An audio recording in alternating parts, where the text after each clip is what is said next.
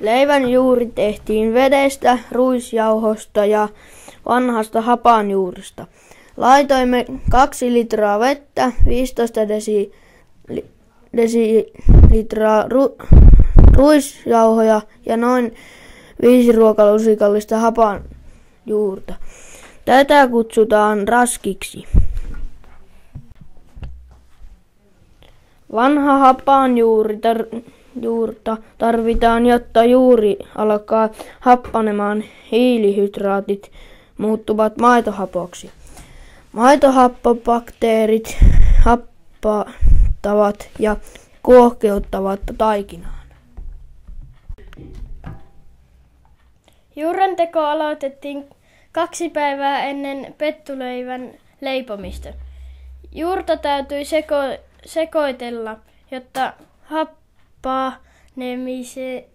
happanemisprosessi pysyisi käynnissä.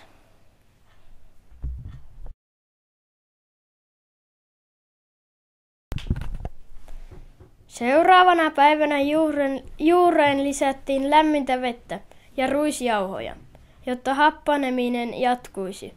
Juuri kupli voimakkaasti.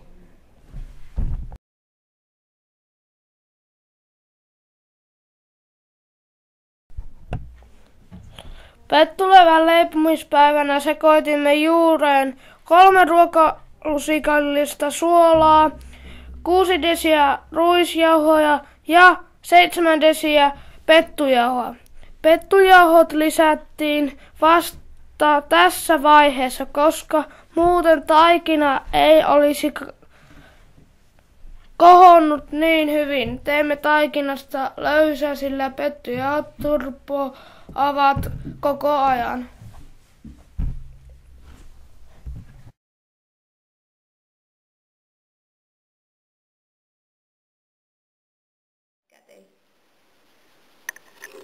Vielä 1. Joo. Voit vähän vähemmän laittaa. Hyvä. No niin, sitten pettujauhoja. Sitten sekoitetaan se. Joo.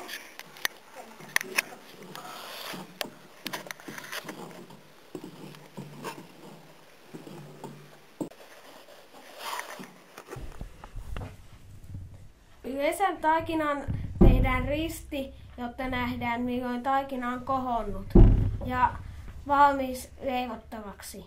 Se on vanhanaikainen tapa, jolla leipä siunattiin. Lisäsimme tässä vaiheessa vielä 3 desiä pettujauhoja ja noin 12 desiä ruisjauhoja. Nyt taikina oli kiinteää ja helposti leivottavaa. Taikina alustettiin jauhot etulla pöydällä. Leivät leivottiin pettu- ja ruisjauhon kanssa. Teimme pieniä reikäleipiä ja paistoimme pettuleivät noin 250 asteessa uunissa.